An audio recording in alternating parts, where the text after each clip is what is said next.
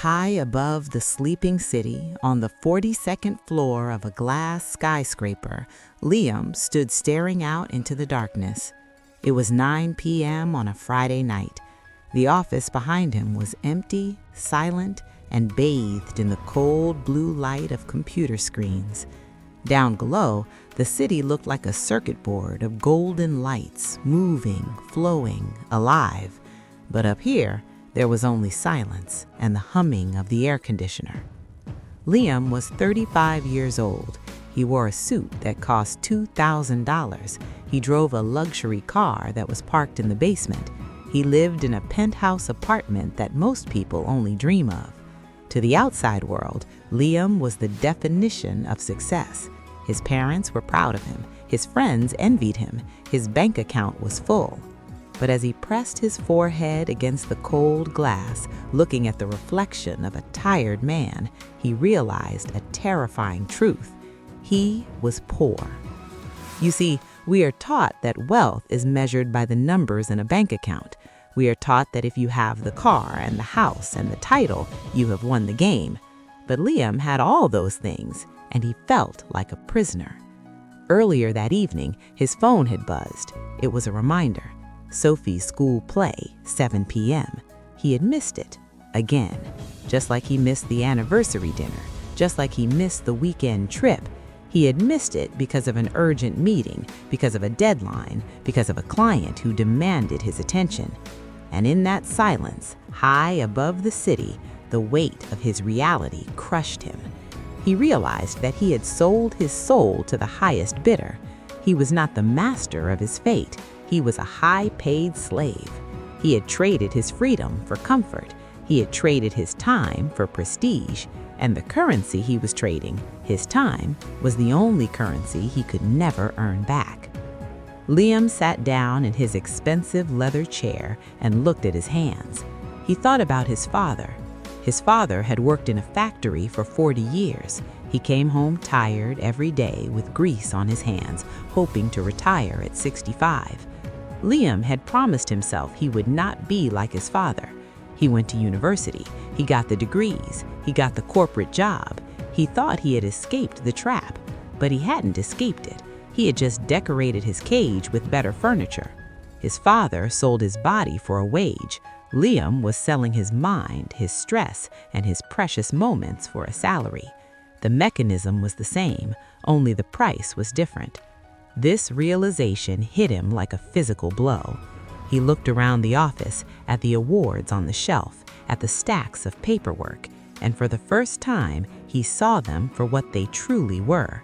They were the bars of his golden cage. That night, Liam drove home in silence. The engine of his sports car roared, but he felt nothing. He entered his empty apartment, filled with expensive things that he rarely had time to enjoy. He sat on the edge of his bed and asked himself the most dangerous question a man can ask. Is this it? Is this what I worked for?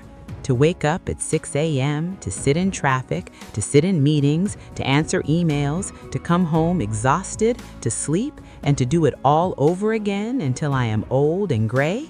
Is this the prize? If this is success, then why do I feel so empty? He realized that he was rich in money, but he was a beggar in time. He was a time pauper. And in that moment of despair, a spark was lit, a spark of anger, not at his boss, not at the company, but at himself, for accepting this deal, for believing the lie that money equals wealth. He opened his laptop, not to work, but to search. He typed into the search bar a question that would change the trajectory of his entire existence: how to buy back my life. He didn't want a better job. He didn't want a promotion. A promotion would just mean more responsibility in less time. He wanted out. He wanted to wake up in the morning and ask, what do I want to do today, not what do I have to do today. He wanted to be the owner of his 24 hours. As he read through articles and forums late into the night, he stumbled upon a concept that shattered his worldview. The concept was simple, but revolutionary. It was the difference between active income and passive income. Active income is when you work for money. Passive income is when money works for you. Liam realized he had spent his entire life becoming an expert at active income. He was a master at trading time for dollars, but he was a complete novice at making money work. He looked at his bank statement. He had savings, a lot of savings, but those savings were lazy. They were sitting there doing nothing, waiting to be spent on the next vacation or the next car. Liam realized that his money was unemployed. He was working 80 hours a week while his money slept. This was the error. This was the trap. He needed to flip the equation. He needed to build an army of dollars that would go out into the world and work for him so that he could reclaim his time to be with his daughter, to be with his wife, to be with himself. That night, Liam made a vow, a silent contract with the universe. He would not quit his job tomorrow. That would be foolish, but he would start a secret mission, a 5-year plan to dismantle his golden cage bar by bar. He would stop buying liabilities that took money out of his pocket and start buying assets that put money into his pocket. He would stop trying to look rich and start trying to be free. The journey of the architect of time had begun, and he knew it would be the hardest thing he had ever done, because the world wants you to be a worker. It does not want you to be free. The morning after his epiphany, Liam woke up with a strange new energy. The alarm clock rang at 6 a.m. as usual, but instead of groaning and hitting snooze, he sat up straight. The office was no longer his prison, it was his funding source. His job was now the investor in his future business, and that business was his freedom. But before he could build, he had to destroy. He looked around his apartment with new eyes. The designer watch on the nightstand, the closet full of suits, the expensive espresso machine. These were not just objects, they were chains. Each one required maintenance. Each one required insurance. Each one required him to stay on the hamster wheel to pay for it. He realized that his high income was being swallowed whole by his high lifestyle. He was earning $10,000 a month, but spending $9,900. He was running on a treadmill set to the maximum speed, and if he tripped, he would fly off the back and crash. Liam sat down at his kitchen table with a notepad and a pen. He drew a line down the middle of the page. On the left, he wrote needs, and on the right, he wrote wants. He looked at his car payment. $800 a month for a piece of metal that sat in a garage for 22 hours a day. He wrote it on the right side. He looked at his subscription services, 5 different streaming platforms, a premium gym membership. The morning after his epiphany, Liam woke up with a strange new energy. The alarm clock rang at 6 a.m. as usual, but instead of groaning and hitting snooze, he sat up straight. The office was no longer his prison, it was his funding source. His job was now the investor in his future business, and that business was his freedom. But before he could build, he had to destroy. He looked around his apartment with new eyes. The designer watch on the nightstand, the closet full of suits, the expensive espresso machine. These were not just objects, they were chains. Each one required maintenance. Each one required insurance. Each one required him to stay on the hamster wheel to pay for it. He realized that his high income was being swallowed whole by his high lifestyle. He was earning $10,000 a month, but spending $9,900. He was running on a treadmill set to the maximum speed, and if he tripped, he would fly off the back and crash. Liam sat down at his kitchen table with a notepad and a pen. He drew a line down the middle of the page. On the left, he wrote needs, and on the right, he wrote wants. He looked at his car payment. $800 a month for a piece of metal that sat in a garage for 22 hours a day. He wrote it on the right side. He looked at his subscription services, 5 different streaming platforms, a premium gym membership he never used, the weekly cleaning service because he was too busy to clean. One by one, he moved them to the right. It was painful. His ego screamed at him, "You are a vice president. You deserve these things. What will people think if you drive a Toyota?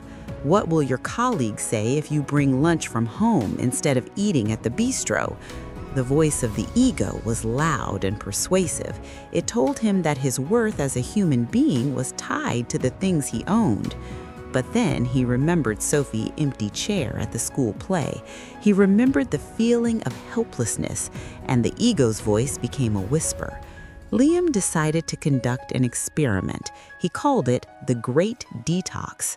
For the next 30 days, he would buy absolutely nothing except food and fuel. No new clothes, no gadgets, no dinners out. He wanted to see how much of his spending was actual need and how much was emotional medication. You see, most of us spend money to heal the pain of earning the money. We work a stressful job, so we feel we deserve a treat. We buy the treat, which costs money, so we have to work more, which causes more stress, so we buy another treat. It is a perfect vicious cycle. Liam decided to break the cycle by removing the medication. He would feel the pain. He would let the stress sit with him without buying something to numb it. The first week was excruciating. His colleagues invited him to lunch at the usual expensive steakhouse. "I brought my lunch today," Liam said, forcing a smile. The silence at the table was deafening. They looked at him as if he had announced he had a contagious disease. "Is everything okay, Liam? Is the company in trouble?" they whispered. They couldn't understand. In their world, downgrading your lifestyle was a sign of failure. It was an admission of defeat. But Liam knew it was a strategic retreat. He was taking one step back to take 10 steps forward. He ate his sandwich alone in a park near the office, and as he sat there, watching the birds, feeling the sun on his face, he realized something profound. He enjoyed this sandwich more than the $50 steaks. Why? Because for that 1 hour, he was not performing. He didn't have to talk about business. He didn't have to impress anyone. He was just a man eating lunch. The simplicity was intoxicating. By the end of the month, Liam looked at his bank account. He was shocked. He had saved nearly 40% of his paycheck. 40% just by cutting out the noise. He did the math. If he invested that 40% every month and got a modest return, he could retire in 12 years. 12 years, not 30, not 40, 12. The finish line had just moved closer by decades, but he knew he could go further. He looked at the biggest shackle of all, the luxury apartment. It was eating nearly half his income. He called a real estate agent. "I want to sell," he said. The agent was confused. "But the market is a bit slow right now, Liam. Are you sure?" "I don't care. Just get me out." He found a smaller, modest apartment closer to Sophie's school. It was half the size. It didn't have a view of the skyline. It didn't have a concierge, but the mortgage was 1/3 of what he was paying now. When he told his girlfriend about the move, she was silent. "Are we poor now?" she asked quietly. Liam took her hands. "No," he said, "we are buying our life back. Every dollar we save on this rent is a minute I can spend with you. Would you rather have a big living room where I am never present or a small living room where I am always there?" She understood, but the world did not. His friends made jokes. "Midlife crisis? Did you get demoted?" Liam just smiled. He realized that he was playing a different game now. They were playing the status game. He was playing the freedom game. And in the freedom game, looking poor is often the smartest move you can make. He was becoming a ghost in the machine, still working, still earning, but quietly siphoning his resources away from the system and building his own ark. The detox was complete. The foundation was laid. Now it was time to build. With his expenses slashed and his savings rates soaring, Liam now faced a new problem, a good problem. His bank account was growing too fast. Cash was piling up. But Liam knew from his late-night research that cash is a melting ice cube. Inflation was the heat, silently eating away at his purchasing power every single day. If he left his money in the bank, he was slowly losing. He needed to plant the seeds. But where? The financial world was a jungle of jargon: stocks, bonds, crypto, real estate, mutual funds, ETFs. It was designed to be confusing so that people like Liam would pay high fees to experts to manage it for them. But Liam was done with experts. He wanted to understand. He wanted to hold the steering wheel. He spent his weekends not at the golf course, but at the library. He devoured books on value investing, on rental properties, on dividend growth. He learned the difference between a speculation and an investment. Speculation is betting on a horse, hoping it runs fast. Investment is buying the race course and charging an entry fee. Liam didn't want to bet, he wanted to own. He decided to start with something tangible: real estate. He found a small, run-down duplex in a working-class neighborhood. It wasn't pretty. The paint was peeling, the garden was overgrown. His friends would have laughed at it. But Liam didn't see a house. He saw a spreadsheet. He saw numbers.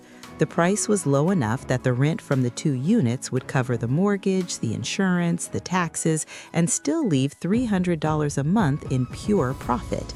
It was terrifying. Writing the check for the down payment felt like cutting off a limb. That was his safety net. That was his just-in-case money. His hand shook as he signed the documents.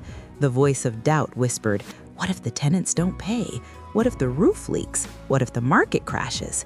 Fear is the gatekeeper of wealth. Most people turn back at the gate. They prefer the certainty of poverty to the uncertainty of wealth. But Liam remembered the golden cage. He remembered the feeling of missing his daughter's play, and he pushed the check across the table. The deal was done. He was now a landlord. He was now an investor.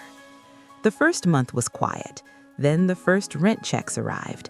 Liam held them in his hand. $1,200. It wasn't a fortune. It wouldn't buy a Ferrari. But to Liam, it was the most beautiful money he had ever seen. Why? Because he didn't work for it. He didn't have to put on a suit. He didn't have to sit in traffic. He didn't have to say yes, sir, to a boss. He was sleeping, and this money was walking into his account. He was eating dinner, and this money was being generated. It was magical. It was passive. He did the math. $300 of profit a month. That was $10 a day. It was small, but it was a start. I have bought back my coffee, he thought. I no longer have to work to pay for my coffee. My building pays for it. It was a small victory, but it shifted his entire paradigm. If one building could buy his coffee, 10 buildings could buy his groceries, 20 buildings could buy his rent, and 50 buildings could buy his freedom. The game had changed. He was no longer working to survive. He was working to buy more soldiers. Every dollar he earned at his day job was no longer for spending, it was for buying more freedom. He became obsessed. He started looking for the next deal. He started looking at the stock market not as a casino, but as a store where he could buy income streams. He discovered dividend stocks, companies that paid him just for owning a tiny piece of them. Coca-Cola, Johnson & Johnson, McDonald's. He realized that every time someone drank a soda or ate a burger, a tiny fraction of a penny traveled through the system and landed in his pocket. He started a new ritual. Every payday, before paying a single bill, before buying a single grocer, he would transfer 50% of his income into his freedom fund. He bought index funds. He saved for the next down payment. He diversified. He was building a fortress brick by brick. His colleagues at work noticed a change in him. He was calmer. The office politics didn't bother him anymore. When the boss yelled, Liam didn't flinch. Why would he? He knew that every day he was becoming less dependent on the job. He had a secret exit door that he was building in the dark, a door that they couldn't see, but he could feel the handle of. And knowing that the door existed gave him a power that no title could ever give him. He was becoming dangerous to the system because he no longer feared it. But the universe has a way of testing resolve. Just as Liam was feeling confident, just as he thought he had figured it all out, a crisis hit. The tenant in Unit B lost his job and stopped paying rent. Then the water heater in Unit A exploded, flooding the basement. Suddenly, his passive income became very active. He was bleeding cash. The doubts returned with a vengeance. "You're an idiot, Liam. You should have kept the money in the bank. Real estate is a headache. Sell it. Go back to being safe." This was the test. This was the moment that separates the tourists from the professionals. Would he fold or would he solve the problem?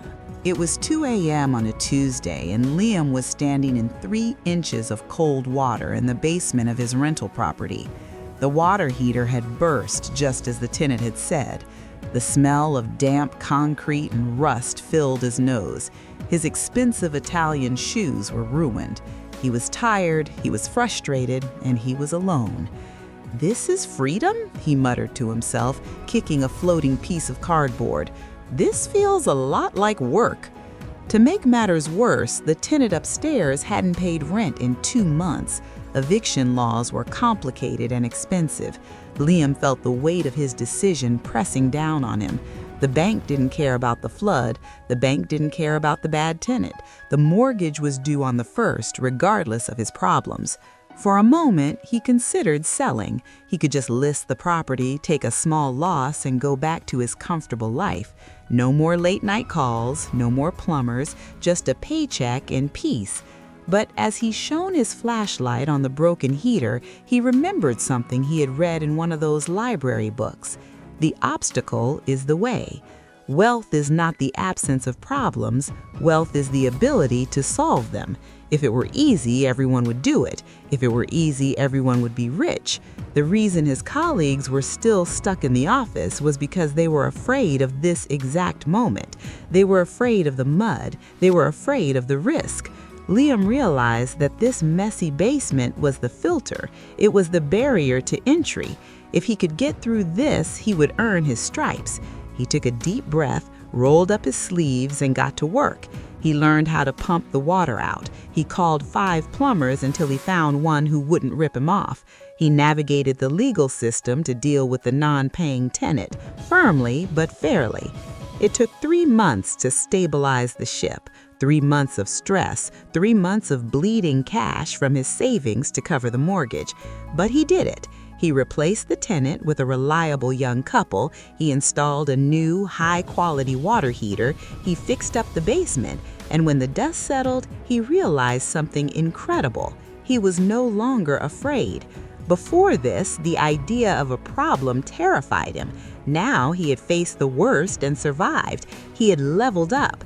His confidence wasn't based on theory anymore. It was based on battle scars. He realized that passive income is a misnomer. It is not passive, at least not in the beginning. It is front-loaded effort. You work hard once to build the system, and then the system works for you forever. He had put in the work. Now the system was humming again. This experience changed his investment strategy. He realized he couldn't do everything himself. He was still working a full-time job. He couldn't be a plumber and a VP at the same time. He needed a team. He stopped trying to save every penny and started paying for expertise. He hired a property manager. Yes, it cost him 10% of the rent, but it bought him back his sanity. It bought him back his sleep. He realized that true business owners don't do the work, they manage the systems that do the work. He was moving from being self-employed to being a business owner. This shift was crucial. He started looking at his stocks differently too. When the market dipped by 20%, the old Liam would have panicked. The new Liam, the one who had stood in a flooded basement, didn't blink.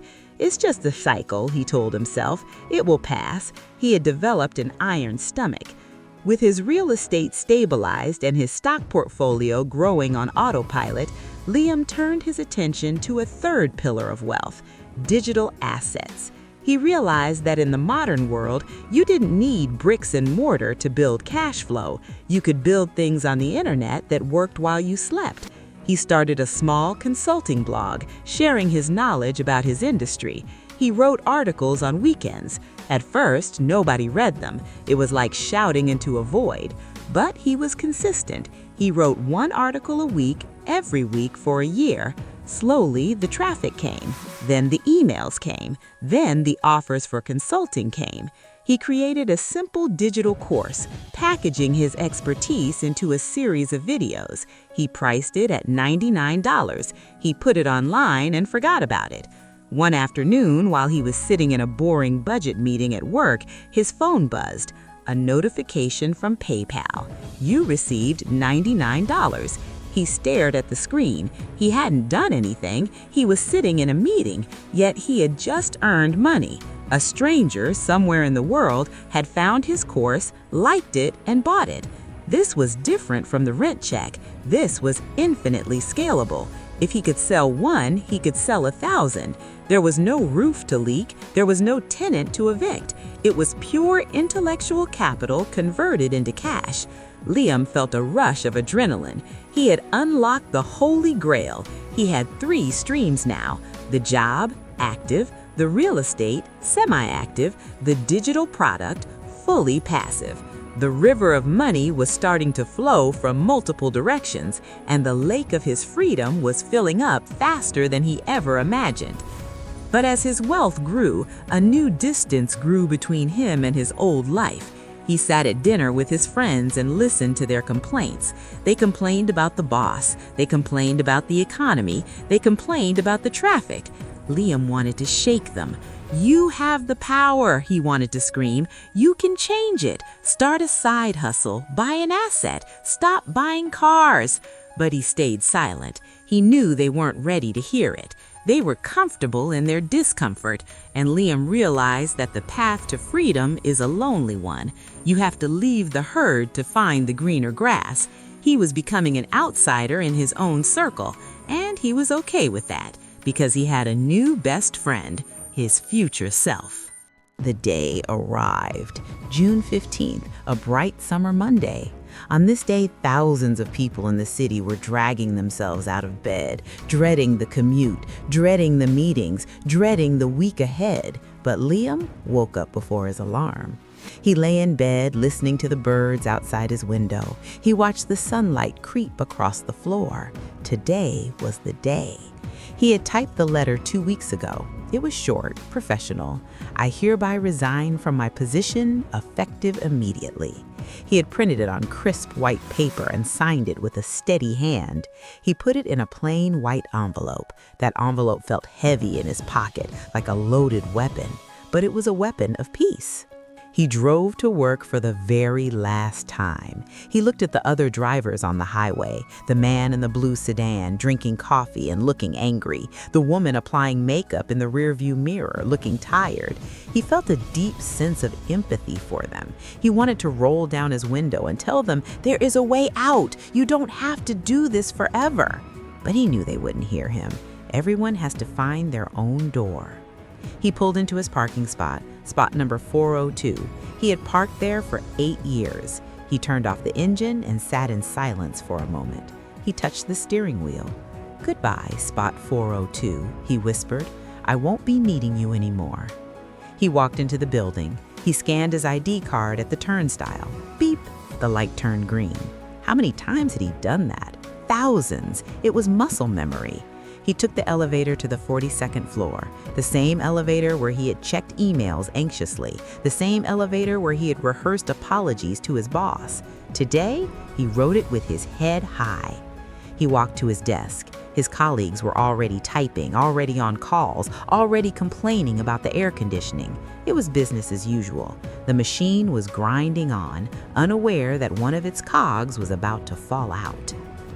Liam spent the morning wrapping up his projects. He deleted his personal files. He packed a small box with his few personal items, a photo of Sophie, a mug, a notebook. That was it. 8 years of life fit into a cardboard box. At 11 a.m., he walked to his boss's office. He knocked. Come in, John shouted, distracted by his computer screen. Liam walked in and closed the door. John looked up, surprised. What's up, Liam? Is there a problem? Liam sat down. He placed the white envelope on the desk. "No, John," he said softly. "There is no problem. In fact, everything is perfect." John opened the letter. He read it. His face went pale. "Is this a joke?" he asked. "Are you going to a competitor? We can match their offer. Name your price, Liam. We need you." Liam smiled gently. "It's not about the money, John, and I'm not going to a competitor. I'm retiring." John laughed, a nervous, confused laugh. "Retiring? You're 39. You can't retire. What will you do?" Liam leaned back. "Whatever I want," he replied. "I'm going to spend time with my daughter. I'm going to write. I'm going to travel."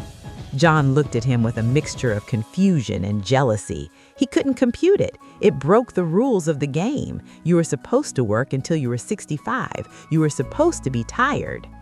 "I wish you the best, John," Liam said, standing up. He shook his boss's hand. John's grip was limp.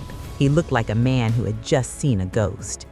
Liam walked out of the office. He walked past the cubicles. He saw his colleagues, Sarah, who was stressed about a deadline, Mike, who was complaining about his bonus. He stopped by Sarah's desk.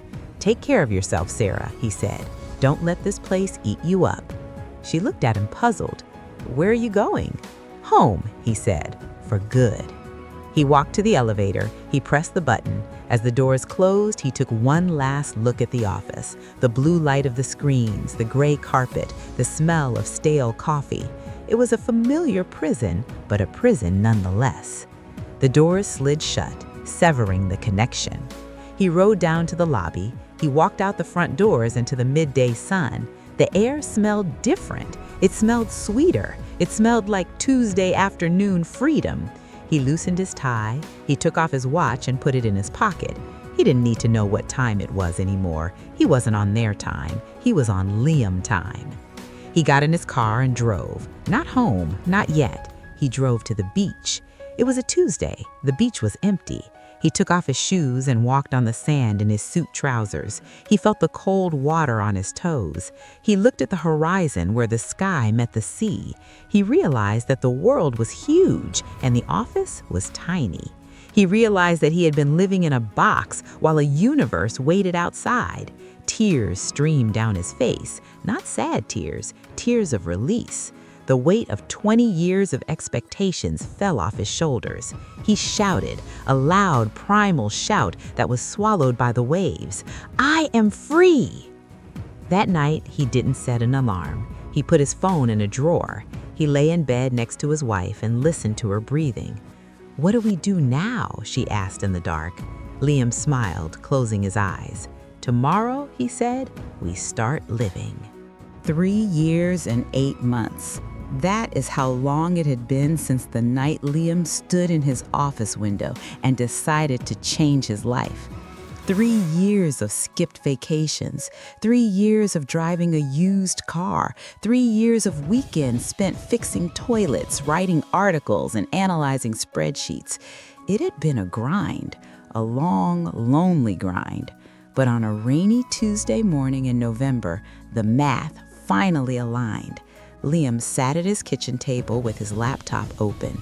He updated his monthly spreadsheet. He entered the rent from his 3 properties. He entered the dividends from his stock portfolio. He entered the sales from his digital course, which had grown steadily. He summed it all up. Then he looked at his monthly expenses, his reduced, streamlined, efficient expenses. He blinked. He checked the formula again. He pulled out his calculator and did it manually just to be sure. There was no mistake. Passive income, $4,250. Living expenses, $4,100. He sat back in his chair and exhaled a breath he felt he had been holding for nearly 4 years. The number was green. For the first time in his life, he didn't need his job. If he was fired today, he would be fine. If the company went bankrupt tomorrow, he would still eat. He would still have a roof over his head.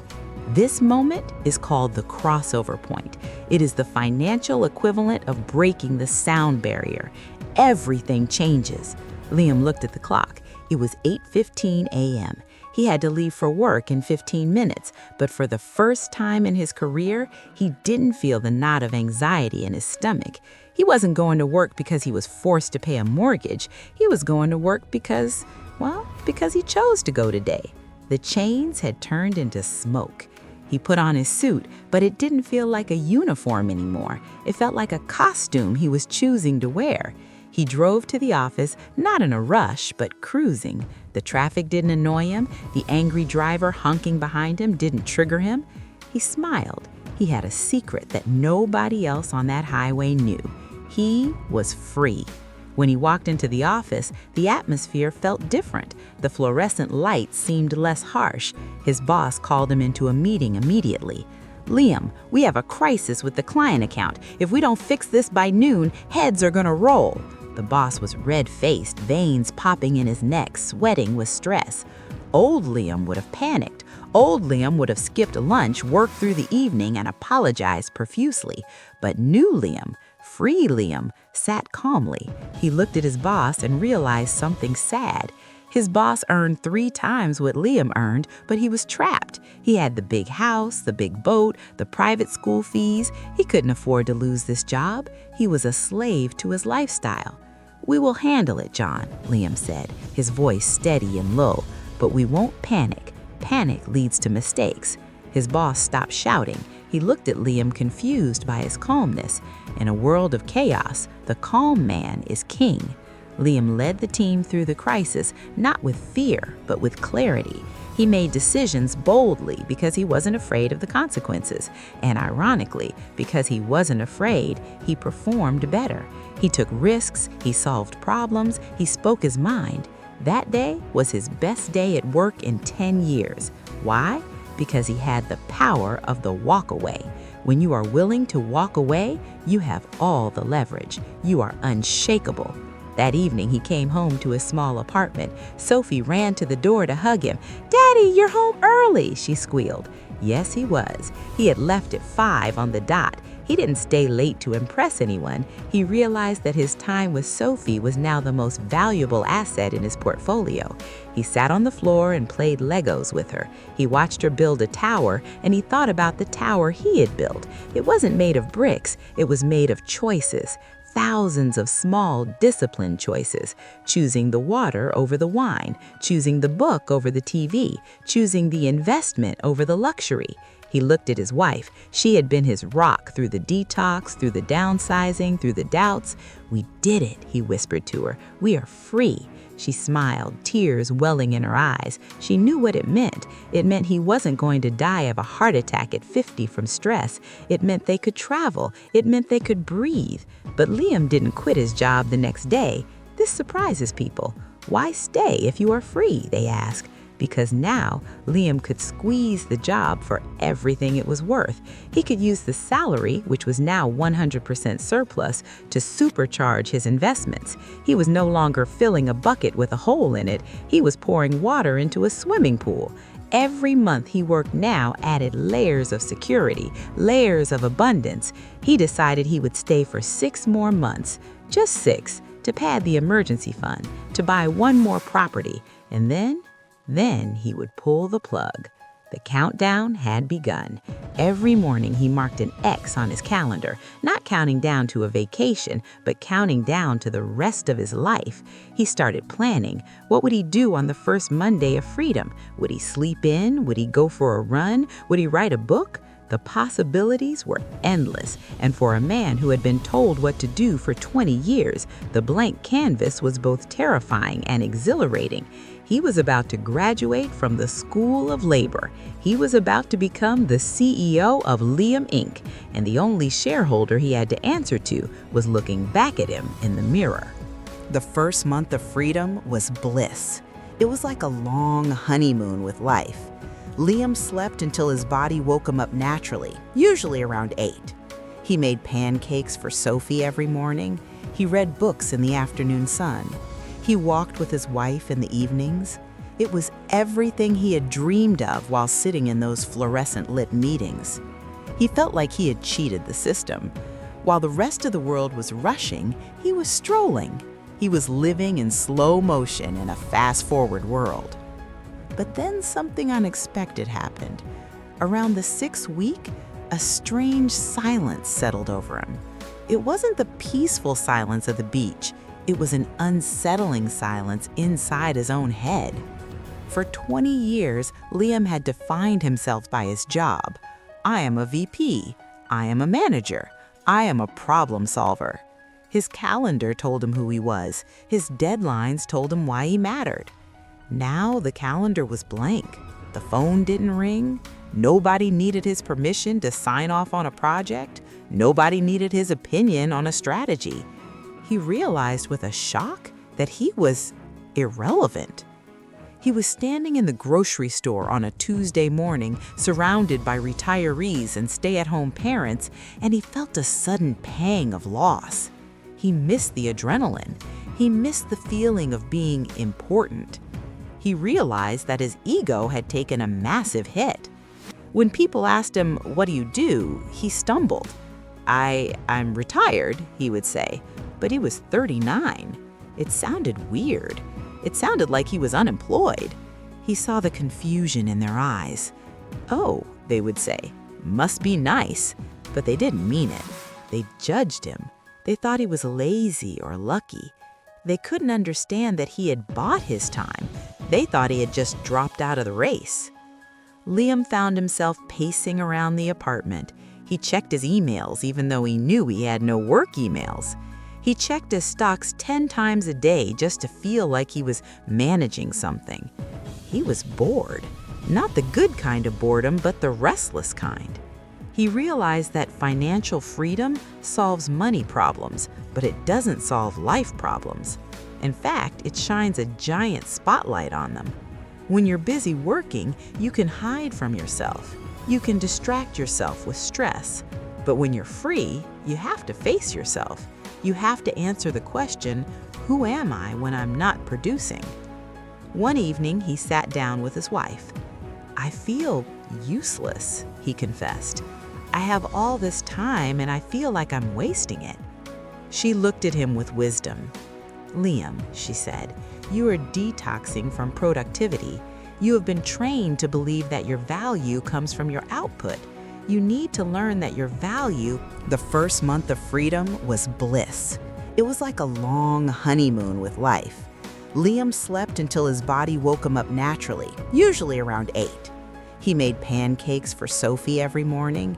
He read books in the afternoon sun. He walked with his wife in the evenings. It was everything he had dreamed of while sitting in those fluorescent-lit meetings. He felt like he had cheated the system. While the rest of the world was rushing, he was strolling. He was living in slow motion in a fast-forward world. But then something unexpected happened. Around the 6th week, a strange silence settled over him. It wasn't the peaceful silence of the beach. It was an unsettling silence inside his own head. For 20 years, Liam had defined himself by his job. I am a VP. I am a manager. I am a problem solver. His calendar told him who he was. His deadlines told him why he mattered. Now the calendar was blank. The phone didn't ring. Nobody needed his permission to sign off on a project. Nobody needed his opinion on a strategy. He realized with a shock that he was irrelevant. He was standing in the grocery store on a Tuesday morning, surrounded by retirees and stay-at-home parents, and he felt a sudden pang of loss. He missed the adrenaline. He missed the feeling of being important. He realized that his ego had taken a massive hit. When people asked him, "What do you do?" he stumbled. I'm retired, he would say, but he was 39. It sounded weird. It sounded like he was unemployed. He saw the confusion in their eyes. "Oh," they would say, "must be nice," but they didn't mean it. They judged him. They thought he was lazy or lucky. They couldn't understand that he had bought his time. They thought he had just dropped out of the race. Liam found himself pacing around the apartment. He checked his emails even though he knew he had no work emails. He checked his stocks 10 times a day just to feel like he was managing something. He was bored. Not the good kind of boredom, but the restless kind. He realized that financial freedom solves money problems, but it doesn't solve life problems. In fact, it shines a giant spotlight on them. When you're busy working, you can hide from yourself. You can distract yourself with stress. But when you're free, you have to face yourself. You have to answer the question, who am I when I'm not producing? One evening, he sat down with his wife. I feel useless, he confessed. I have all this time and I feel like I'm wasting it. She looked at him with wisdom. Liam, she said, you are detoxing from productivity. You have been trained to believe that your value comes from your output. You need to learn that your value comes from your existence. You are not a human doing, you are a human being. It was a profound truth. He had to learn how to simply be. He had to learn that reading a book wasn't wasting time, it was enriching his mind. He had to learn that playing with his daughter wasn't unproductive, it was building a relationship. He decided he needed a new mission, not a job, but a purpose. He remembered the anger he felt years ago when he looked at the other drivers on the highway. He remembered wanting to tell them there was a way out. He realized that that was his new mission. He wanted to teach. He wanted to show others the door he had found. He sat down at his computer, not to write a report for a boss, but to write for himself. He started a blog called The Time Billionaire. He wrote about his journey. He wrote about the detox. He wrote about the fear and the freedom. He poured his heart into it. He wrote about the math of early retirement, but also the psychology of it. He wrote about the golden handcuffs. And people started reading. Thousands of people. People who were stuck in their own 42nd story offices. People who were missing their own children's plays. They wrote to him. Thank you, Liam, they said. You gave me hope. You showed me it's possible. Liam felt a new kind of satisfaction. It wasn't the hollow validation of a corporate bonus. It was the deep fulfillment of helping another human being. He realized that retirement isn't the end of work, it's the beginning of meaningful work. He was working harder on his blog than he ever did at his job, but it didn't feel like work. It felt like play. He was in flow. He was creating. He was connecting. He had found his second mountain. The first mountain was success, money, status, title. He had climbed it and found it empty. Now he was climbing the second mountain, significance, impact, legacy, contribution, and the view from this mountain was spectacular. He started mentoring young people. He taught financial literacy at the local community center. He saw the light bulbs go on in their eyes when they understood compound interest. He saw the relief on their faces when they realized they didn't have to be slaves to debt. He was a teacher now, a guide. And for the first time in his life, he felt truly rich, not because of the number in his bank account, but because of the number of lives he was touching. He had found the antidote to the silence. It was service. Now that you have heard my story, you might be thinking, that's great for Liam, but can I do it? The answer is yes. The physics of money are the same for everyone. Gravity works the same whether you are a king or a pauper. Compound interest works the same whether you are a genius or average. The path I took is not a secret. It is a formula, a blueprint, and I want to hand that blueprint to you right now. It consists of 4 unbreakable pillars. If you remove one, the structure falls. But if you build all 4, you will build a fortress of freedom.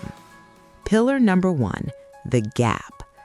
Wealth is not created by high income. I know people earning $500,000 who are broke. Wealth is created by the gap between your income and your expenses. This gap is your profit margin.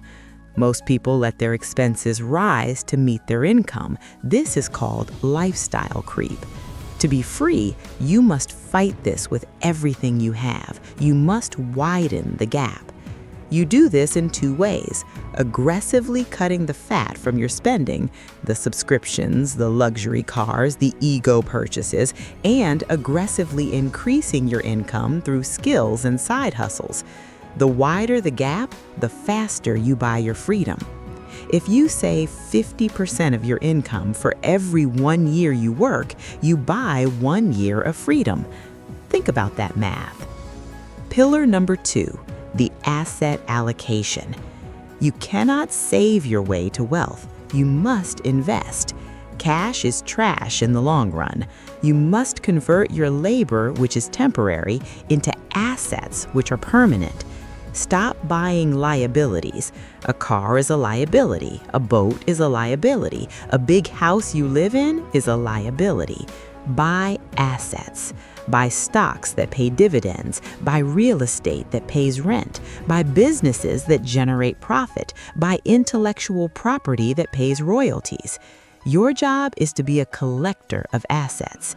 Every dollar you earn should be an employee you hire to go out and recruit more dollars. Ask yourself before every purchase, is this putting money in my pocket or taking money out? Pillar number 3, the time horizon. Patience is the superpower of the wealthy. The poor want money now. The rich are willing to wait. I didn't get free in a month. It took 5 years of grinding, 5 years of saying no, 5 years of feeling like I was moving slowly while everyone else was speeding. But remember the bamboo tree. It grows underground for 5 years, building a root system that no one sees.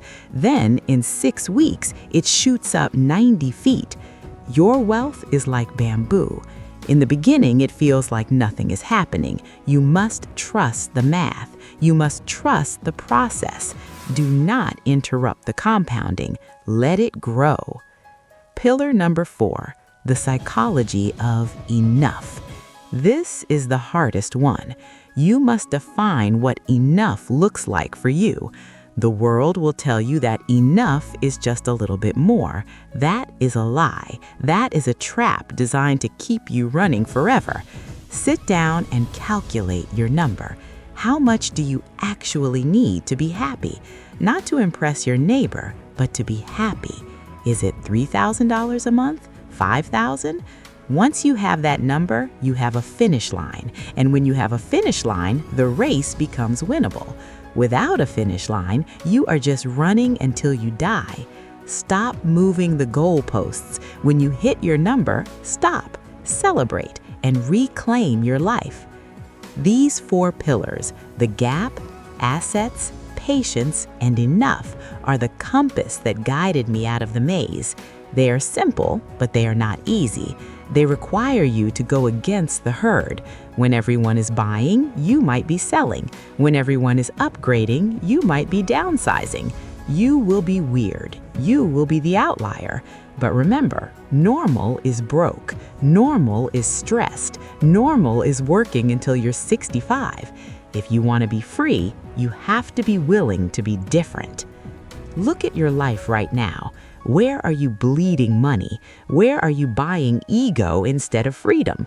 Where are your assets? Be honest with yourself. The first step to solving a problem is admitting you have one. You are the CEO of your own life, and right now, your company is bleeding cash. It is time to restructure. It is time to turn the ship around. You have the power. The blueprint is in your hands. The only question remaining is, do you have the courage to execute it? Now I want you to do something for me. I want you to put down whatever you are doing. If you are safe to do so, close your eyes. Take a deep breath in, hold it, and let it out slowly. Let go of the stress of the day. Let go of the noise. Let go of the worry about your bills, your job, your deadlines. Just be here in this moment. I want you to imagine it is 5 years from today. You wake up. The room is filled with soft, natural light. There is no alarm clock ringing. There is no panic. You stretch your arms and feel completely rested. You get out of bed, not because you have to, but because you want to. You walk to the window. What do you see? Is it a garden? Is it the ocean? Is it a quiet city street? Visualize it clearly. You walk to the kitchen. You make a cup of coffee or tea. You can smell the aroma. You take a sip. It tastes like peace. You look at your phone. There are no urgent emails. There are no angry bosses. There is just a message from a friend asking to meet for lunch. You smile because you can say yes. You have the time. You are the owner of your day. Now imagine checking your bank account. You log in. You see a number. It is a number that makes you feel safe. It is a number that covers your needs for the rest of your life. You see deposits coming in, rents, dividends, royalties, money that arrived while you were sleeping. Feel the relief in your chest. The heavy weight that has been sitting on your shoulders for years is gone. The knot in your stomach is untied. You are free. Think about your loved ones, your children, your partner, your parents. Imagine telling them, I am here. I am not too busy anymore. I am not too tired anymore. Imagine the look on their faces when they realize they have you back. Not just your body, but your mind, your presence. You are no longer distracted. You are fully engaged in the moment. This is the true wealth, the ability to be present. Now look at yourself in the mirror in this future life. You look younger. The lines of stress have faded. Your eyes are bright. You walk with a lightness in your step. You are doing work that matters to you. Maybe you're painting. Maybe you are writing. Maybe you are volunteering. Maybe you are building something new. You are not retired from life. You are retired from stress. You are living on your own terms. Hold this image in your mind. Feel the emotion of it. Is it joy? Is it gratitude? Is it peace? This future is not a fantasy. It is a destination, and you have the map. It exists in the realm of possibility, waiting for you to walk towards it. Every dollar you save today brings you one step closer to this morning. Every asset you buy brings you one step closer to this window. Every time you say no to a purchase you don't need, you are saying yes to this future. Take one more deep breath. Inhale the possibility, exhale the doubt. Open your eyes. You are back in the present, but you are different. You have seen the destination. You know where you are going. And a person who knows where they are going is unstoppable. Carry this vision with you. Let it be your fuel. Let it be your North Star. When the road gets hard, close your eyes and return to this window. It is waiting for you. We have reached the end of my story, but we have reached the beginning of yours. You have walked with me from the 42nd floor of a corporate prison to the quiet beach of freedom. You have seen the traps. You have learned the principles. You have visualized the destination. The knowledge has been transferred. The seed has been planted. Now the responsibility shifts from me to you. You have a choice to make right now in this very moment. You can close this video, go back to your life, and forget everything you heard. You can go back to the spending, the debt, the stress, and the golden cage. You can tell yourself, it's too hard, or I'll start next year. That is the easy path. That is the path of least resistance, and it leads to a life of quiet desperation and regret. Or you can choose the hard path. You can choose to be the architect of your own time. You can choose to look at your bank account today, not with fear, but with determination. You can choose to cut the expenses that do not serve you. You can choose to learn to invest, to build, to grow. You can choose to endure the temporary pain of discipline for the permanent glory of freedom. I'm not saying it will be easy. There will be days when you want to quit. There will be friends who mock you. There will be market crashes that scare you. But remember this, the pain of discipline weighs ounces, while the pain of regret weighs tons. Do not arrive at the end of your life realizing you lived it for someone else. Do not let your tombstone read, "He worked hard, paid bills, and died." Let it read, "He lived free, loved deeply, and left a legacy." You are more powerful than you know. You are capable of more than you think. The system is designed to keep you small, but you were born to be big. You have the same 24 hours as the greatest people in history. The difference is how you use them. Do not trade your hours for pennies. Trade your hours for freedom. Start today, not tomorrow. Today. Open that savings account. Cancel that subscription. Read that book. Buy that first share. Take one small, imperfect step. Motion creates emotion. Action creates traction. You are the captain of your ship. The ocean is vast and scary, but the island of freedom is real.